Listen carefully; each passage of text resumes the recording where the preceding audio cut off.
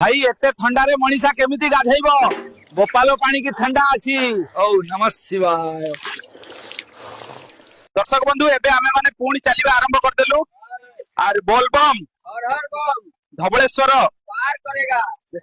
ये वर्षा को देखि लागुची बाबा हमर परीक्षा नउचंती मंदिर जते पाख होई जाउची कष्ट सेते अधिक होई जाउची। हर हर महादेव। अरे भोला बाबा पार करेगा लंबा रास्ता पार करेगा। गंजेई खाई सोईची बाबा पानी ढाली ताकू उठेई देबा अंधार राती पार करेगा।